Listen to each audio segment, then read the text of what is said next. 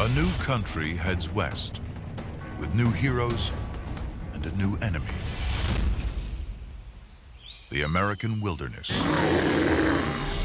The pioneers face incredible hardship, but their battles forge the American character and build the new American nation.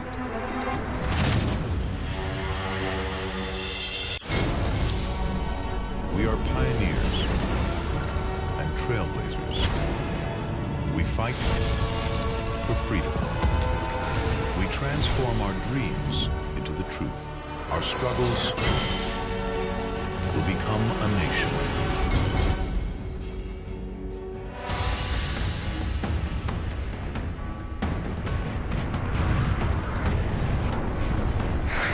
"300 million years BC. A meteorite the size of Central Park hurtles towards Earth. With the force of 100,000 atomic bombs, it smashes into the Appalachian Mountains. The Cumberland Gap. When America passes through this gateway and conquers what lies beyond, a colony will become a continent.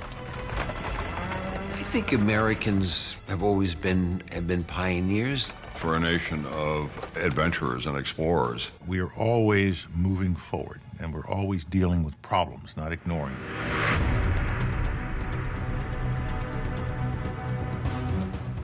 "1775. Land west of the Cumberland Gap belongs to a patchwork of foreign superpowers: Britain, France, Spain. The rest occupied by hundreds of Native American tribes.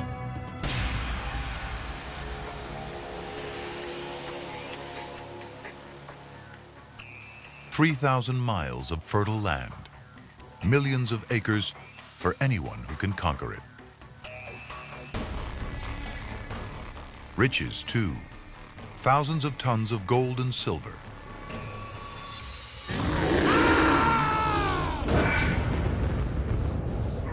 But this land is also brutal wilderness. Conquering it requires extraordinary people.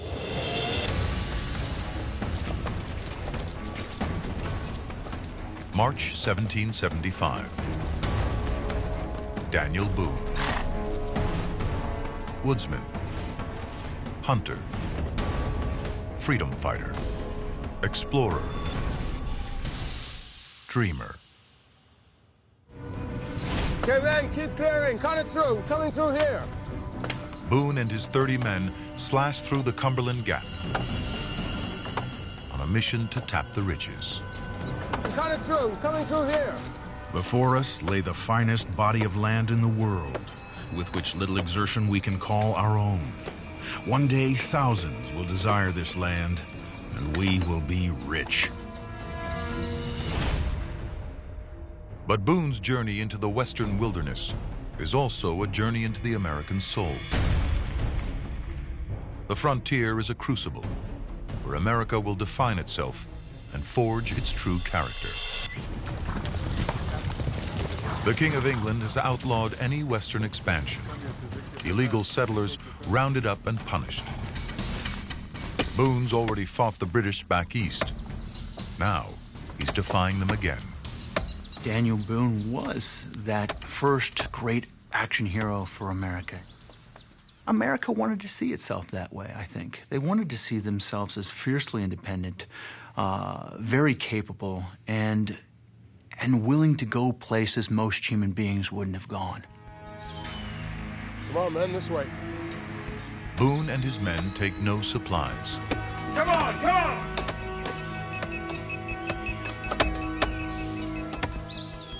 Survival, conjured from the land. Bear grease, insect repellent, wasp larvae, food. Come on, come on! Boone records in his journal. We're exposed daily to peril and death amongst savages and wild beasts, but nature satisfies all we need. Few experience the happiness we feel here in the howling wilderness.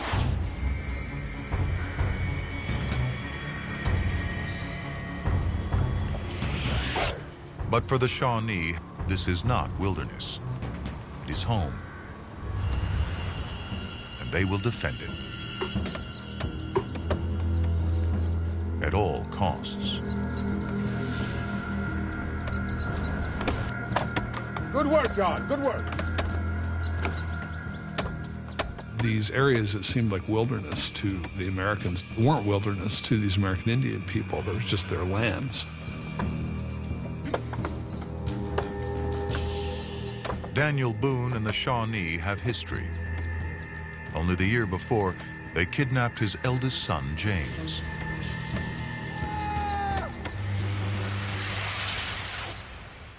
And tortured him to death.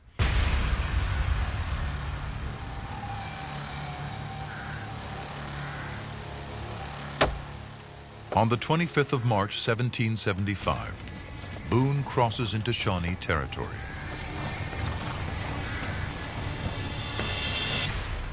In the mountains for over 8 days. We were able to survive on this slippery island for 8 days. We had nothing to eat.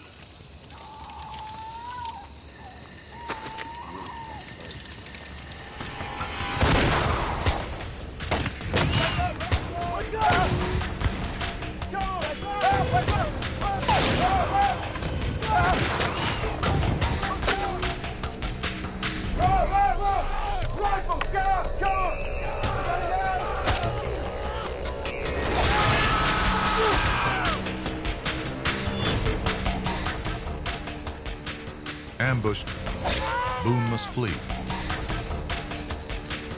His friend, Captain Twitty, and his slave, Sam, are both scalped and slaughtered.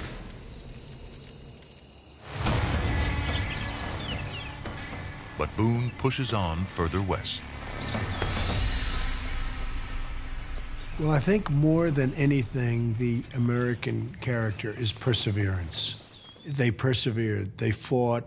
It wasn't easy against great odds, but they have persevered. Boone's friend and companion, Felix Walker, writes, "He conducted the company through the wilderness with such bravery.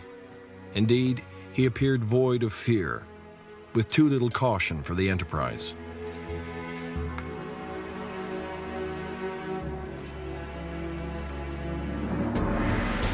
"50 of Boone's men die settling Kentucky. But within 20 years, 200,000 Americans pour in behind him." We were a burgeoning society. Suddenly we realized, whoa, the owner's manual says this is all ours. Keep going west.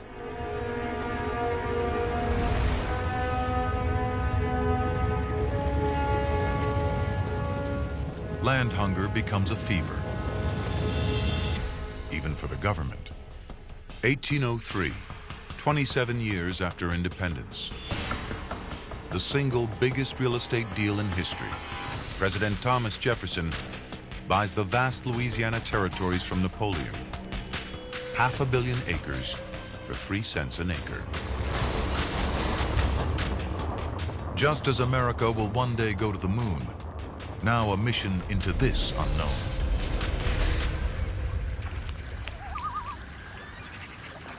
Lewis and Clark want to see what's on the other side. Given a mountain, we want to climb it. We hold those venturers of the past in great admiration. May 1804. A presidential aide and a junior Army officer set out on a mapping expedition. Meriwether Lewis and William Clark's journey is about to become one of the most epic tales of survival in American history. The Rockies. Unknown, mythical. Even woolly mammoth are fabled to roam here. Treacherous, too. No one expects the Rockies to be 90 separate mountain ranges, 3,000 miles long. they're caught in a death trap. After 2 weeks, starvation sets in. They eat any plants they can find. Next, they eat their horses. The expedition is given up as dead.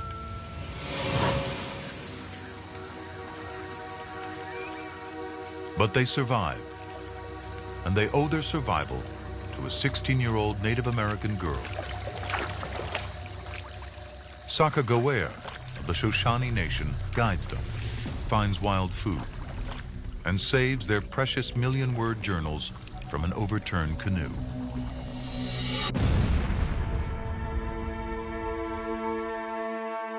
In 1805, William Clark notes in his journal, Ocean in view. Oh, the joy. They are the first new Americans to reach the Pacific Ocean over land. Lewis and Clark's remarkable expedition discovers 300 species of wildlife, transforming science and agriculture. But their journals record an even greater discovery, one that will forge a whole new breed of American hero.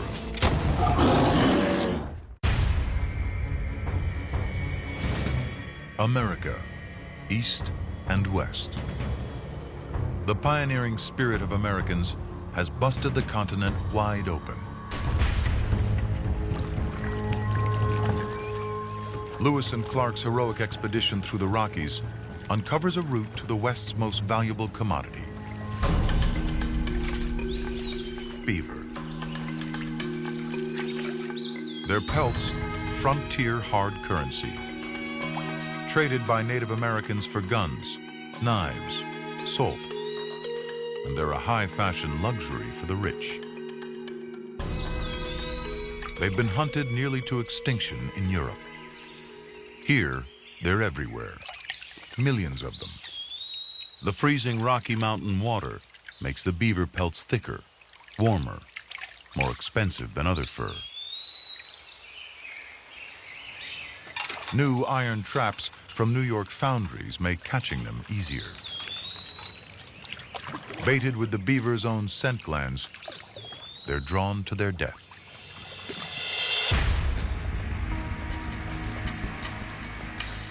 October 1823.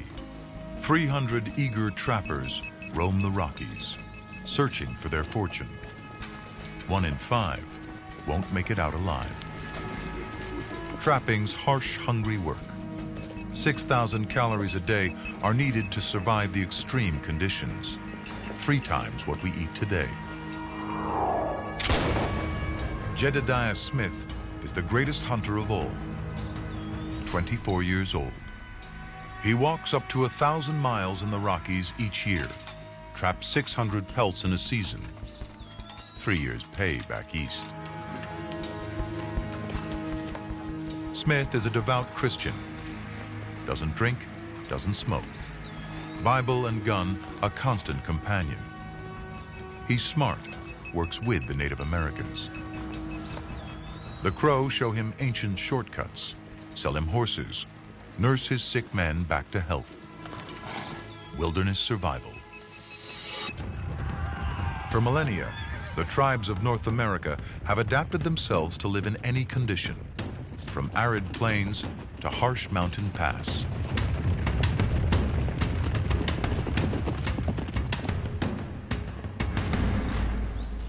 Jed Smith uses their knowledge and his skill to open up the West for vast fur-trapping profits.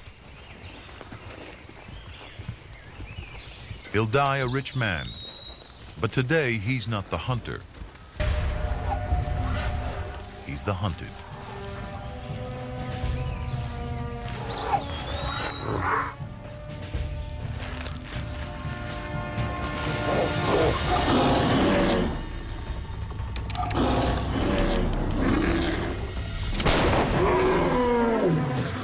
Jed Smith's friend, James Kleiman, writes, The grizzly did not hesitate, springing on the captain, breaking his ribs and cutting his head.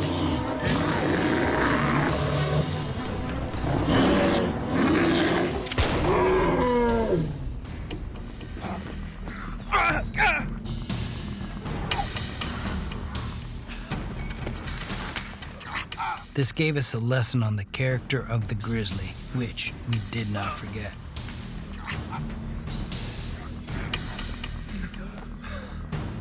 The grizzly bear is the most deadly frontier beast. 100,000 of these terrifying killers are on the prowl. Up to 10 feet tall, 1,000 pounds. They don't fear man. Yet.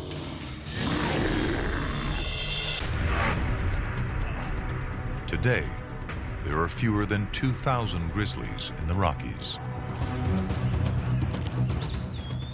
Halfway to death, Jed Smith's right-hand man, James Kleiman, stitches his scalp and ear back to his head.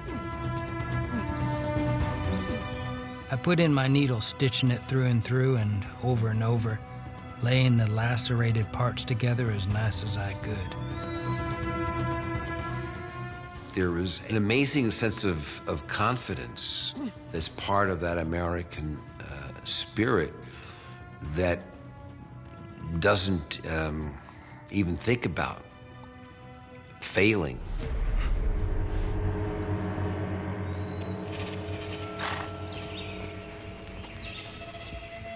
Jed Smith pushes on. This is the new character of America. Frontier grit, rugged individualism, survival. And something else survives too. The trails he forges become settler paths, wagon trains, roads, and today, Interstate 15. And Americans follow the new tracks west in a tidal wave of hope.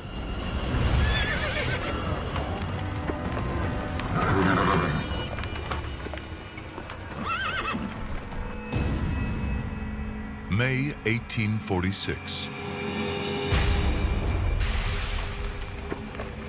Thousands of men, women, and children.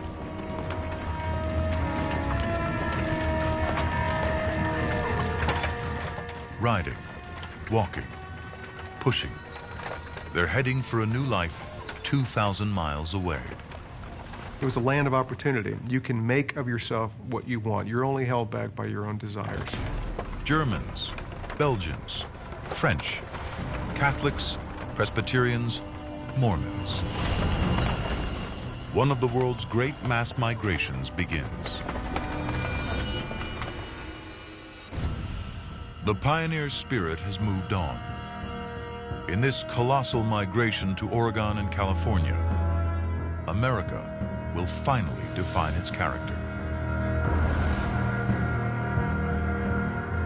It's the American dream.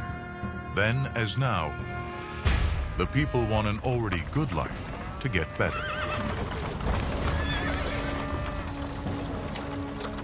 They can walk 10 miles a day for up to 6 months straight. Some go through 10 pairs of boots each. Half are children. En route, 1 in 5 of the women are pregnant. But these aren't America's poor. Families sell farms, save for 5 years to join the exodus, risking it all. I think if there is one episode that encapsulates the American spirit, I think it is probably the move west. Whip those mules and horses and cross those rivers and cross over those mountains to the unknown and say, I'm leaving everything behind. I'm leaving everything that I know behind to reinvent myself. A wagon and oxen cost minimum $5,000 in today's money. But it buys a complete life support machine. The wagons carry a precious cargo, 1,000 pounds of supplies and a grub stake for your journey, your entire new life in the West. The pioneering spirit is ingenious. Essential drinking water captured from rain on the wagon canvas. Even the oxen's dung is fuel for fires. And like today, there are tolls. Native Americans charge $10 for road and $100 for river crossings in modern money. But the greatest toll of all, human lives. In all, 20,000 Americans will die reaching the West, 10 graves for every mile.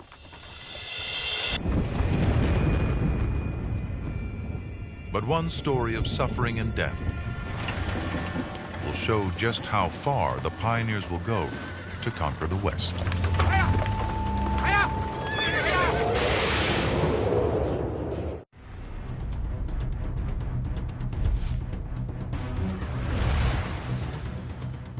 June 1846. A wagon train heads west. Its leader is George Donner. Good luck. We'll catch you when we break camp. Let's go, Jack. Danke. Good, now push! His wife, Tamsin Donner, is a school teacher. Stoss? Stoss? Yes. Okay. But on the trail, women must turn their hands to anything.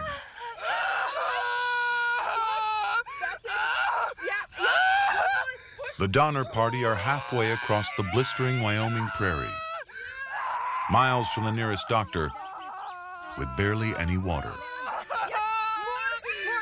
Good. Yes. Okay.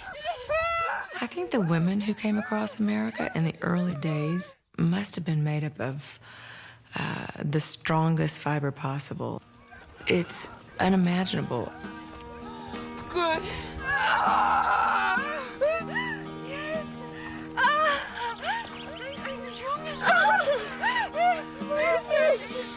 Junge. Ja, ein Junge.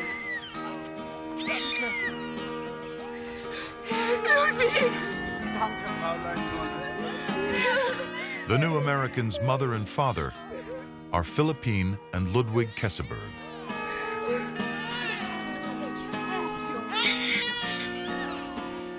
They christen their son, Louis.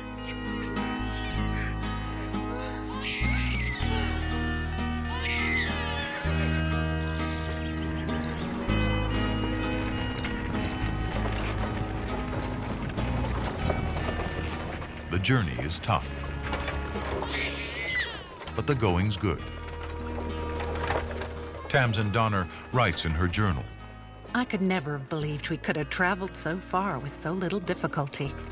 Indeed, if we do not experience anything worse, I shall say the trouble is all in getting started.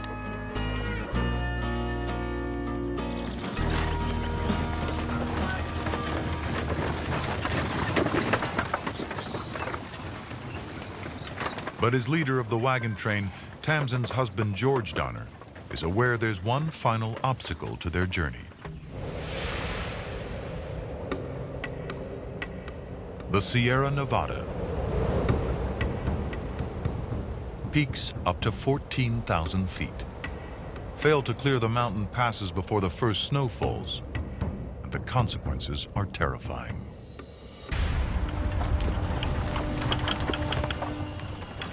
But as the Donner Party approaches Utah, George Donner makes a fateful decision, leading a splinter group off from the main party.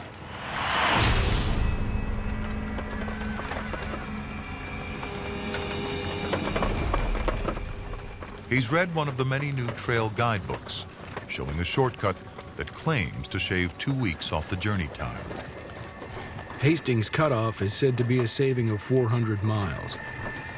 We are informed it is a fine level road with plenty of water and grass.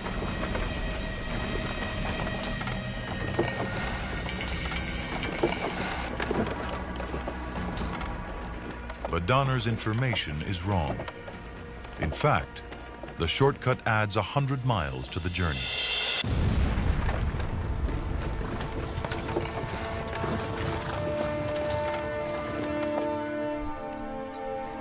High in the Sierra Nevada, the Donner Party enters the Truckee Pass.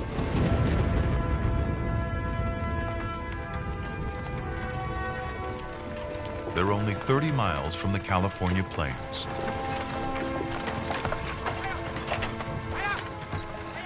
But supplies are dangerously low, and traveling through the mountains is taking its toll.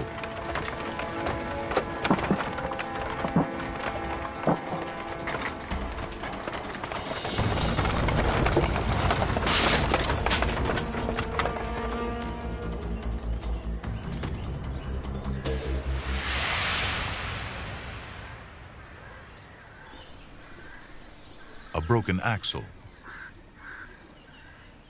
The Donner Party stops to make repairs. But that night, 5 feet of snow falls. Soon, the drifts are 60 feet deep.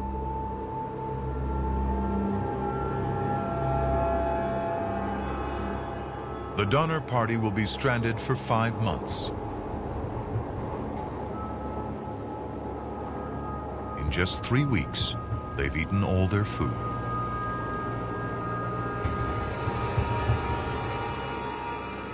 Then, they kill their pack animals.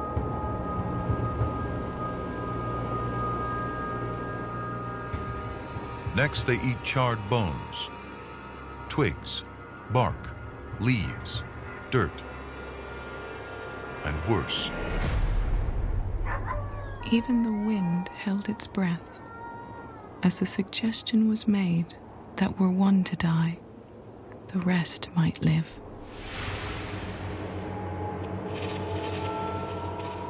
Cannibalism.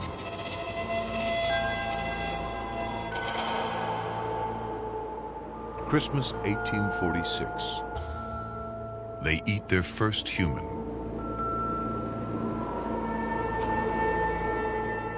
Bodies are cut up, flesh labeled, so people don't eat their own kin.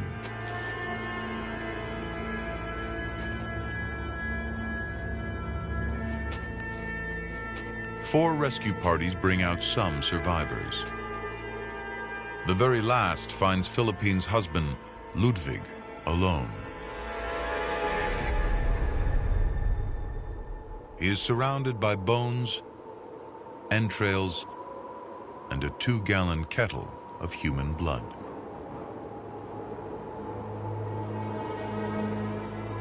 George Donner's body is found, skull split open, his brain removed. Tamsin Donner's body is never found.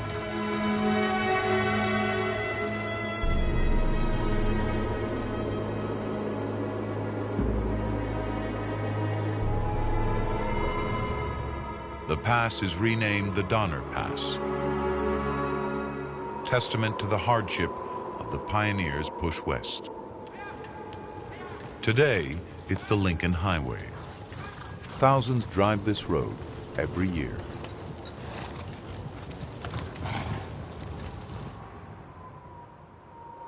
But beneath the bones of the Donner Party, the Sierra Nevada conceals a seam of gold, largest the world has yet seen.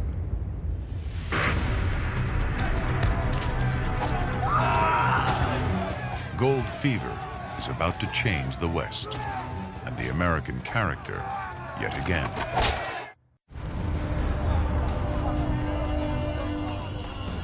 March 1836, Texas, the Alamo.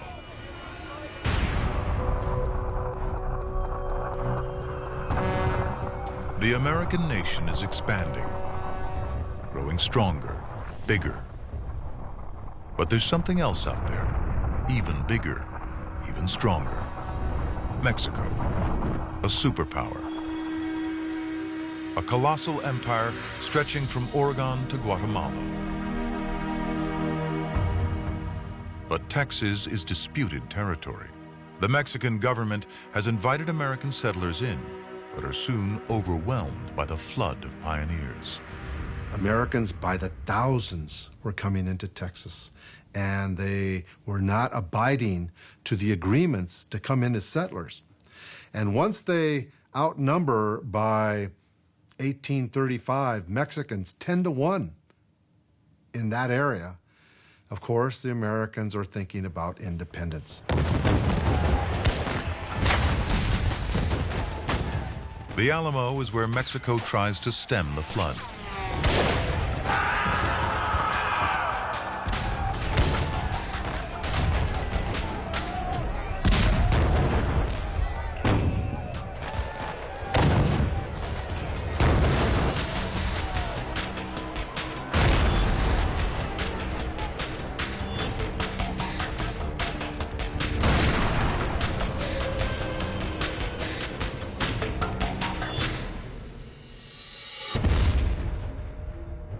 The shots that killed Davy Crockett and his fellow settlers echoed across America.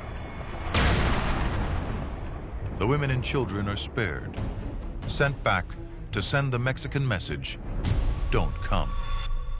But America hears something else. Remember the Alamo.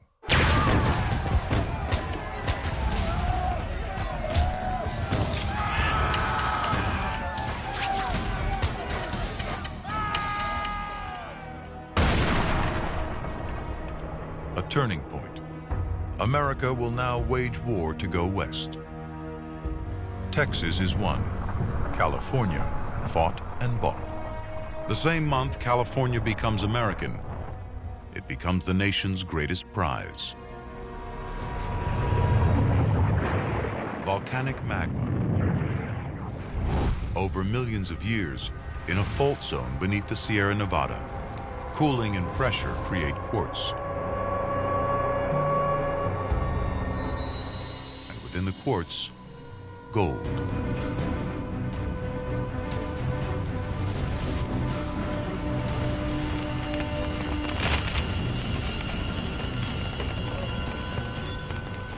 The seam is one of the densest on the planet. Rocks erode and the riches are released.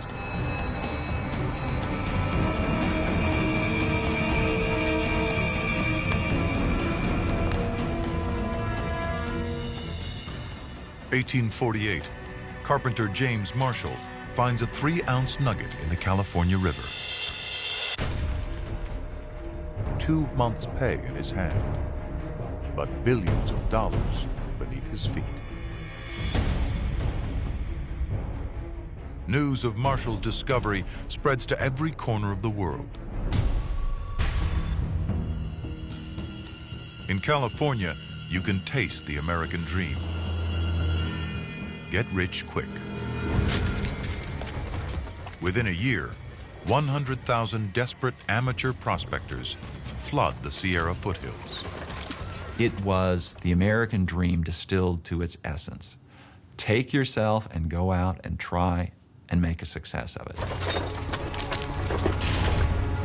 A Chinese prospector's 100-ounce strike in the Yuba River. $26,000 made by a single Irishman in just 4 days. A $200,000 super seam mined by 12 Mexicans at Bear Valley. In the port of San Francisco, a plot of land worth $16 before the gold strike now changes hands for $45,000.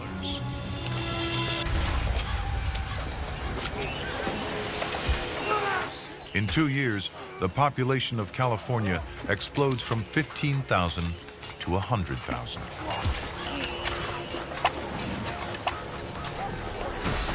Now, hand panning is replaced by lines of sluice boxes, desperately combing for anything the first prospectors missed. And the price of living rockets. Picks, pans, shovels go from a few cents to $10 apiece. Breakfast costs 10 times what it does back east. But still, the people come.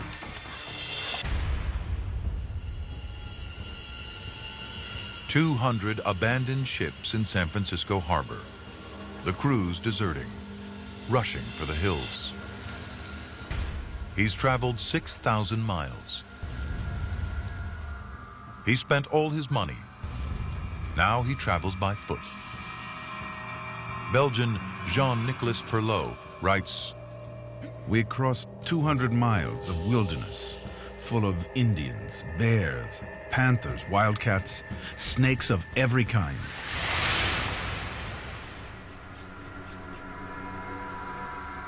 The first thing he finds isn't gold, it's graves.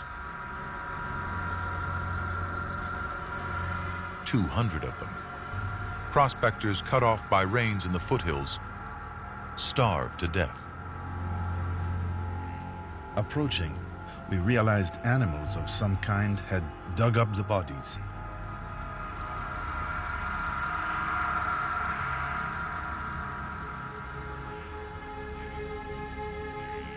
I read a note attached to one of the graves. God has willed that civilization should begin in this place with this duty which a man owes to his kind. Bury the dead.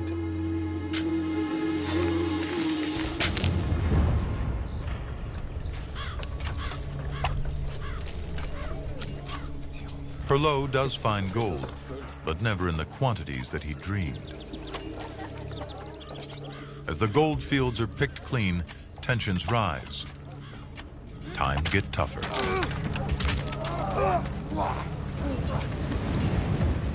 After just 5 years, the gold rush is over.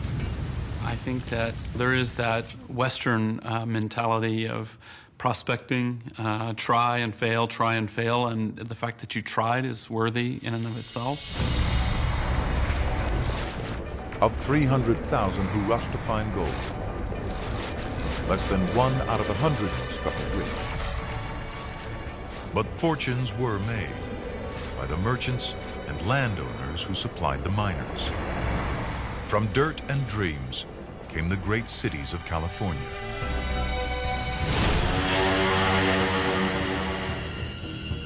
Both the West and the American character that built it are settled. Now, this new powerhouse will face another revolution.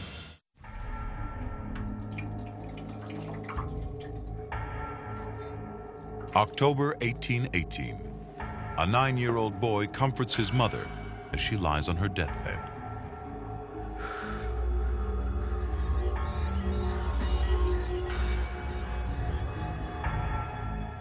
Milk sickness kills thousands of pioneers every year.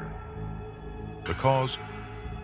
White snake root eaten by cattle, a deadly poison passed in milk to humans.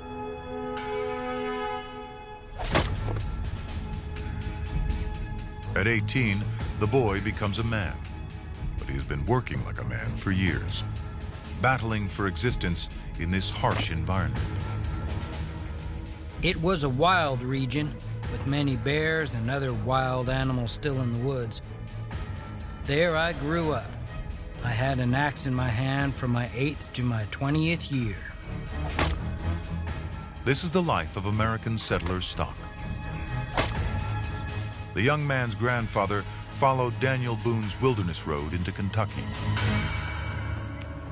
His father pushed further into the primeval forests of Indiana. Settler families of 10 or more live in log cabins built from scratch. Single-roomed, basic, the trailer homes of the day. The wilderness provides everything. They make their own plows, rakes, forks, shovels, build their own furniture. And they bury their dead. In bad years, malaria kills 1 in 8 of the settlers. Life expectancy is half of what it is today. But from adversity comes strength. This settler's name is Abraham. Abraham Lincoln. If you work hard, you can do anything you want to do.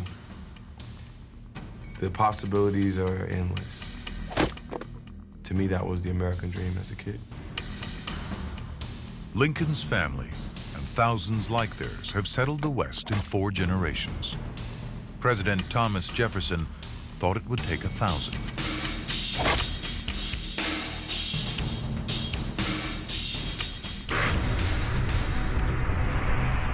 The forests are cleared.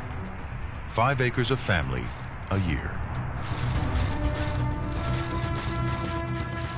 In 1800, 23 million acres of Indiana is wilderness. In 60 years, it's tamed, flat, fertile farmland.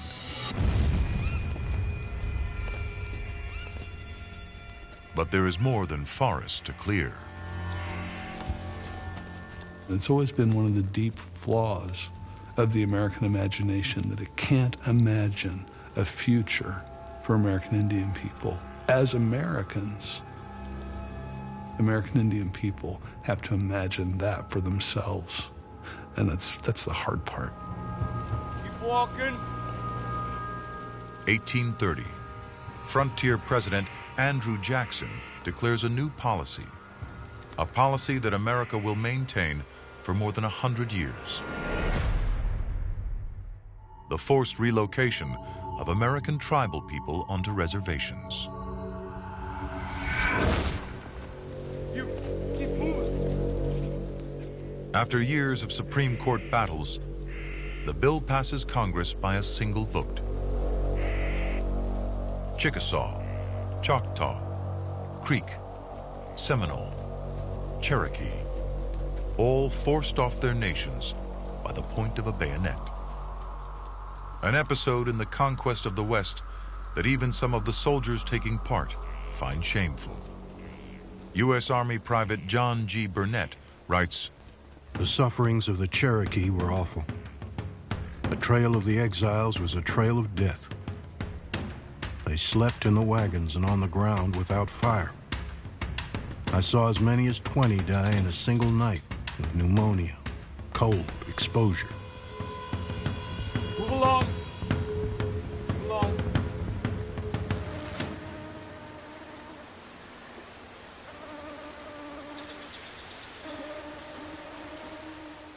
The march of 1,000 miles becomes a trail of tears. It's a shameful act in American history, and it's in its own way sort of an iconic act because it really symbolizes what happened to the Native Americans.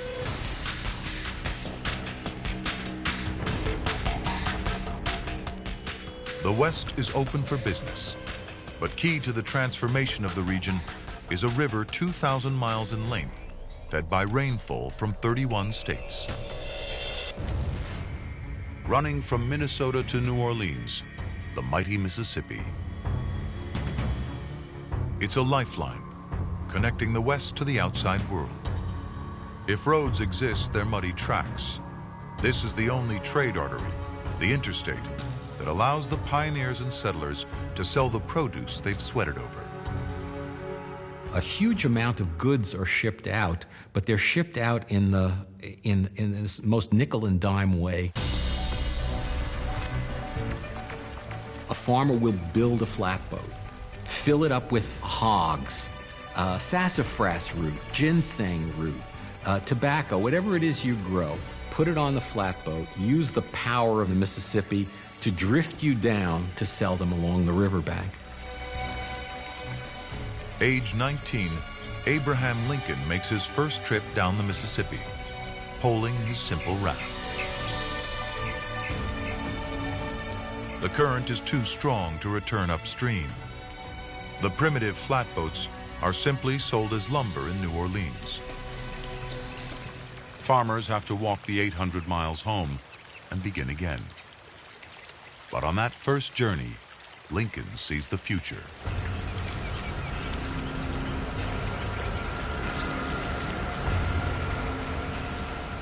A new invention which will transform the Mississippi, the Midwest, and America.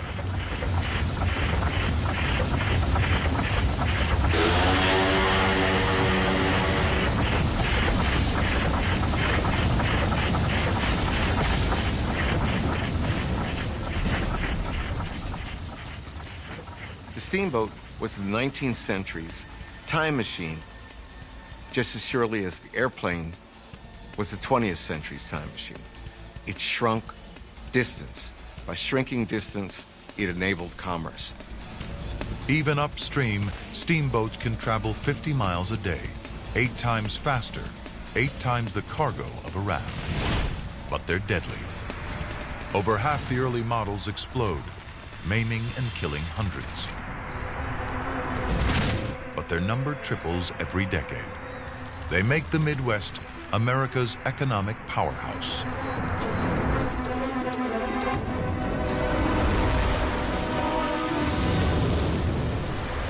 Within 20 years, St. Louis alone swells from a few hundred to a population of 16,000. Over 4 generations, America has grown from a 100-mile wide strip of colonies on the eastern seaboard to a continental powerhouse.